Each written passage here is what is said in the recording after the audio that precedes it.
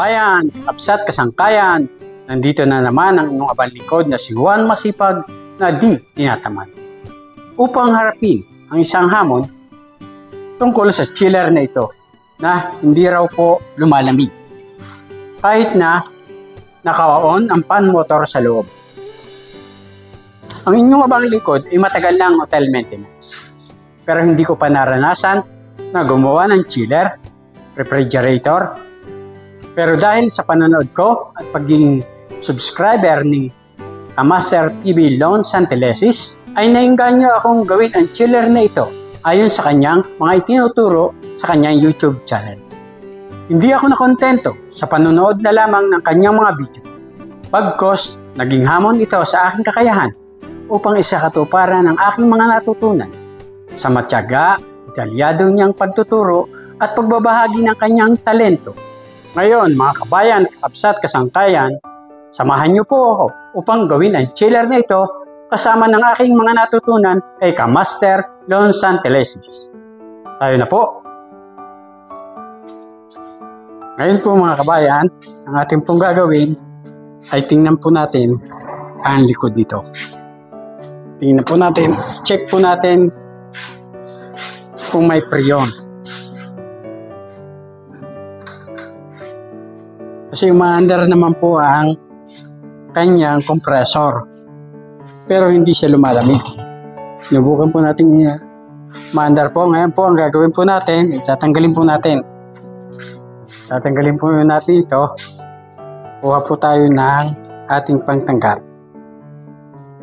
Natanggal na po natin. Gamit po tayo ng tester. Sukatan po natin.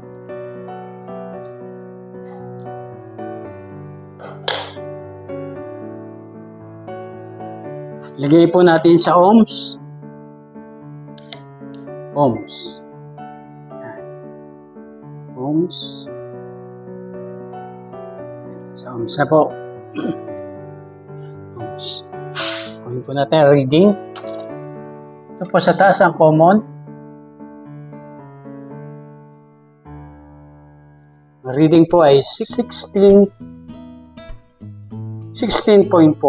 Sa kabila naman po is 8.2. Yan po ang reading. 16.6, 8.2. Susukatin po natin sa 2 and 3. Ang reading po ay 24.8 po ang reading. Yan po ang nakuha po nating datos. Okay po ang ating compressor. Susubukan po nating paganahin. Ilagay po natin ito. Testing po natin.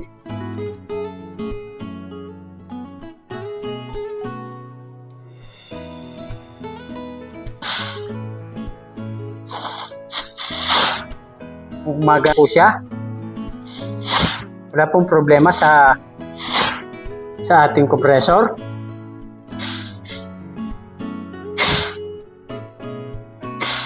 Okay po. Galing na po natin. Ang gagawin po natin naman ay lagyan po ito ng access valve. Matapos po nating malagyan ng access valve ay lalagyan po natin ng pressure upang malaman natin kung may butas. Ngayon po ay ilalagay na po natin ang access valve dito po sa ating pinutol na tubo.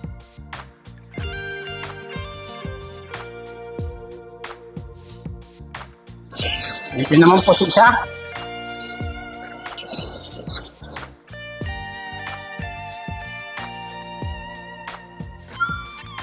Po, ilagay na po natin. Palamagin na po natin. Ilalagay po natin sa suction line upang lagyan ng pressure. Yan po. Ipaandarin po natin. O, paandarin po natin. Sasaksak na po natin.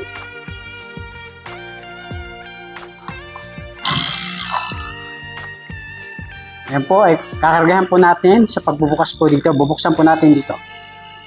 Para makargahan. Kargahan po natin ng 125 PSI. O 150. Tingnan natin, 150. Sarado po natin.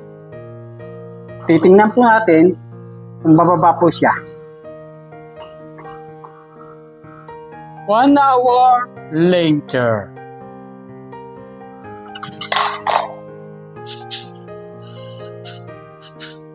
O bumababa po siya. Ang dati pong 150 PSI ay naging 100 PSI na lamang. Ibig sabihin po niyan, may leak po ang ating system. Ayon po kay Kamaster TV, Lonsang Telesis, ang evaporator daw po ay nasa loob nito at mahirap alisin. Kaya, ayon po sa kanyang turo, ay i-recoil po natin. Susubukan po natin mag-recoil nito. Ang ating pong gagawin ay sukatin po natin. Iharap po natin.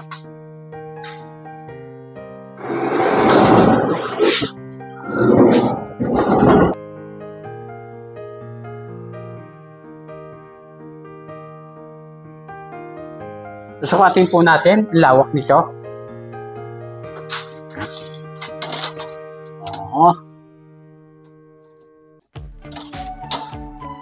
Ito po ay may sukat na 23 inches ang lapad. Ang gagawin po nating coil ay may 18 inches ang lapad at 4 inches ang pagitan. 18 at may haba na 32 inches. Tayo po ay bibili ng 10 meters, 3/8 diameter na copper tube.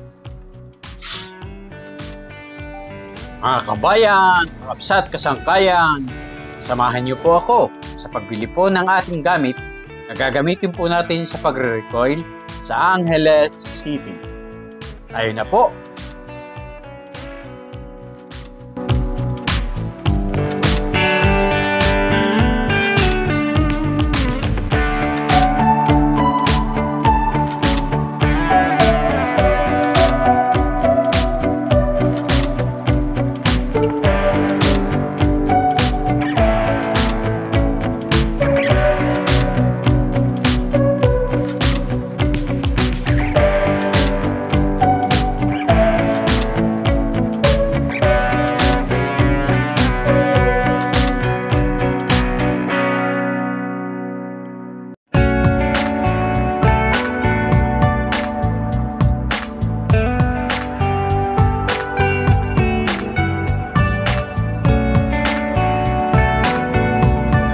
Po tayo sa Fresh and Cool. Dito po tayo namimili ng mga gamit dahil mura po dito at mababait po ang mga nagtitinda.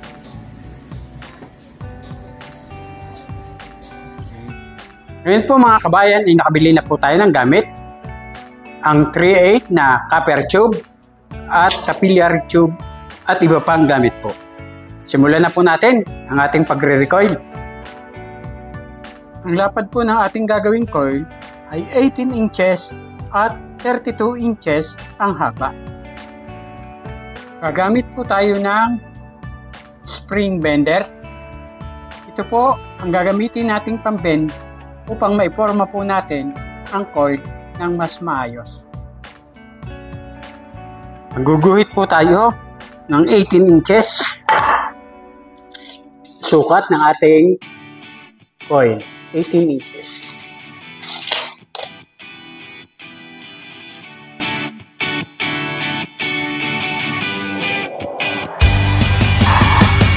Ito ang ating magiging basihan.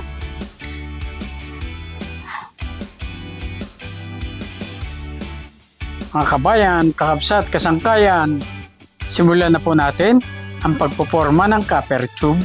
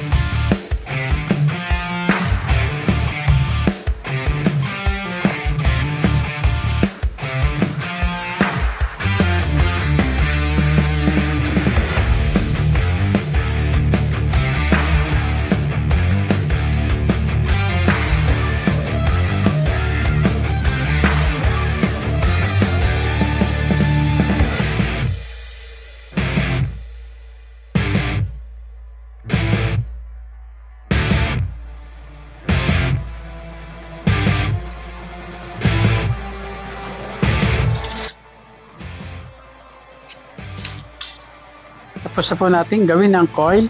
Ngayon po, ang susunod naman po natin gagawin ay ihinang po natin ang capillary tube na ito sa coil po na ating inassemble.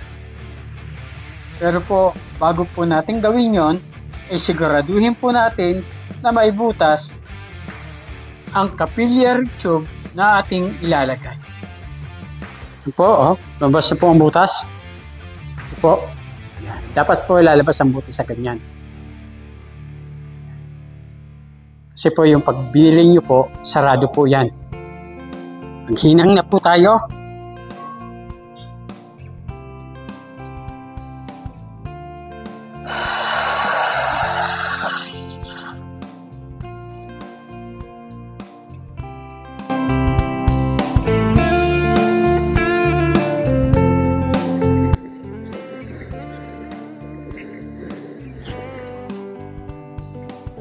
Yan po mga kabayan, tapos na po nating idugtong ang capillary tube. Ngayon po, ay ilalagay na po natin. Ayun eh. Pansyahin po natin. Ngayon po ay guguhitan po natin kung saan po natin palulusutin ang copper tube na ito. Dito po natin bubutasan dito. Dito po natin palalabasin ang tubo. Tasin na po natin.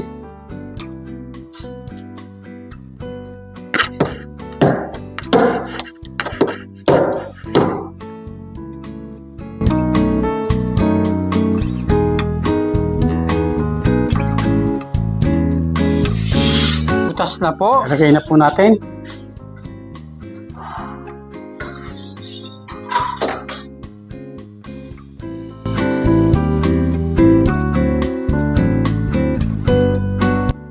Po mga kabayan, nilagay na po natin.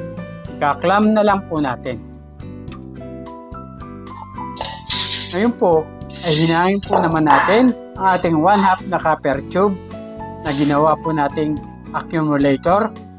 Sa kabilang dulo po ay dudugtong po natin ang 316 at sa kabilang dulo naman po ay ang 3/8 na copper tube. Simulan na po natin mga kabayan.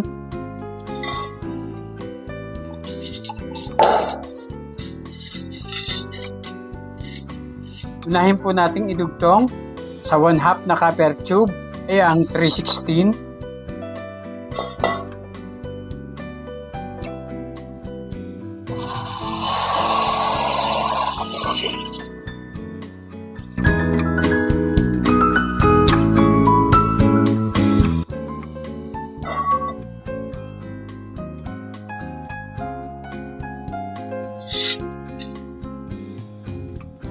Yan po mga kabayan, nahinang na po natin ang mga copper tube. Ngayon po ay ayusin na lang po natin ang capillary tube. Pulupot po natin ang capillary tube.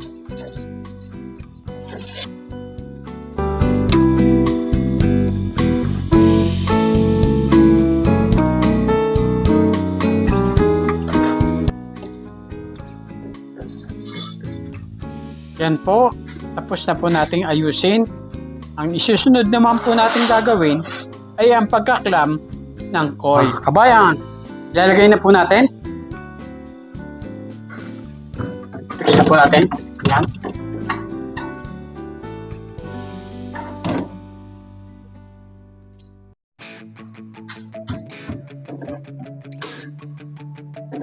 I-rivet po natin ang coil ng ating chiller.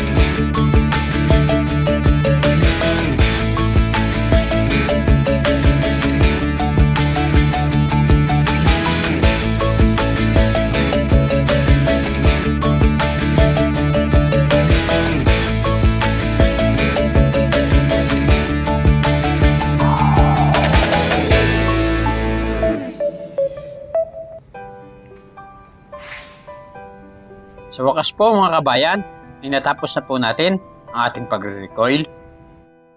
Sa ngayon po mga kabayan, kakabsat, kasangkayan, ay hihinangin na po natin ang kompresor para ikabit sa kanyang mga tubo.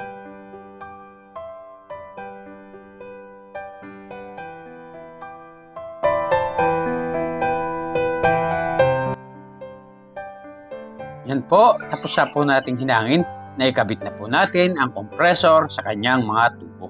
Palamigin po natin. A few minutes later. Patingin na po tayo. Siguraduhin po natin na mahigpit ang mga hose at ang kanyang mga valvula upang maiwasan po ang leak. 1 hour later. Patayin po muna natin ang valvula sa low side upang manatili pong vacuum ang ating system.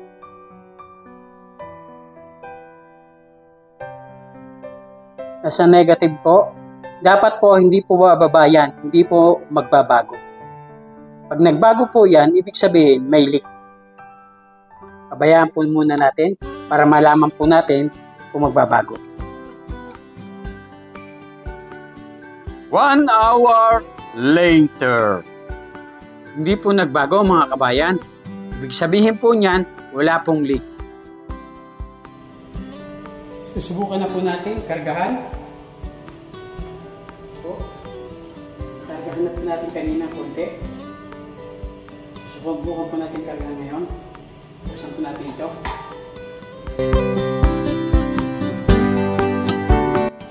Yan po mga kabayan. Nakargahan na po natin ang refrigerant na 134A. Yan po mga kabayan. Nagsisimula na pong magkaroon ng frost. Tagumpay po ang ating pagre-recoil. Ngayon po ay hinihiling ko po sa inyo na mag-subscribe at pindutin ang notification bell, mag-like, mag-comment,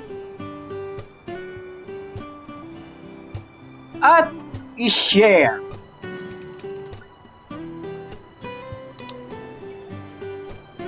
Upang maging updated po tayo para sa susunod ko pang i-upload na mga video na kapaki-pakinabang, nakalilibang, at kapupulutan ng mumunting kaalaman. Maraming salamat po sa inyong panonood. Hanggang sa muli. Bye-bye!